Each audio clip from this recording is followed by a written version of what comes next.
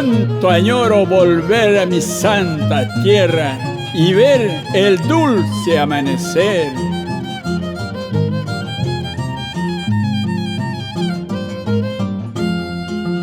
Hoy después de mucho tiempo mi corazón se entristece, recordando mi infancia que yo pasaba entre penas y alegrías junto a mis padres y hermanos, en medio de la pobreza, siempre unidos y felices. Hoy después de mucho tiempo mi corazón se entristece, recordando mi infancia que yo pasaba entre penas y alegrías junto a mis padres y hermanos, en medio de la pobreza, siempre unidos y felices. Cuántos recuerdos, Teodora Samar, la primera arpista de la provincia de Ollón.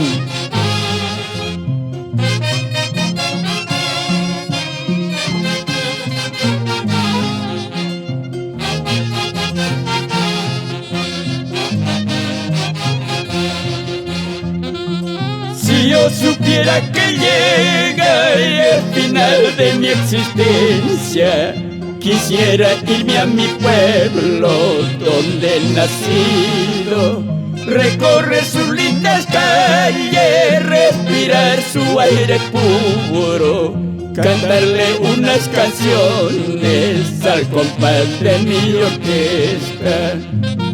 Si yo supiera que llega el final de mi existencia, quisiera irme a mi pueblo donde he nacido, recorrer sus lindas calles, respirar su aire puro, quedarme entre sus senos y al abrigo de su tierra.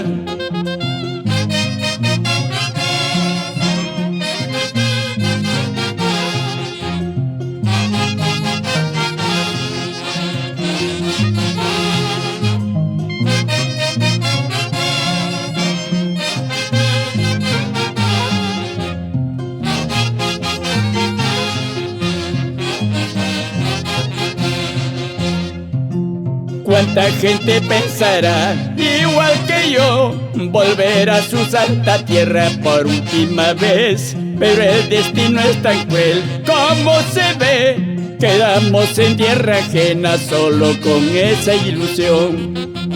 Cuánta gente pensará, igual que yo, volver a su santa tierra por última vez, pero el destino es tan cruel como se ve. Quedamos en tierra ajena solo con esa ilusión.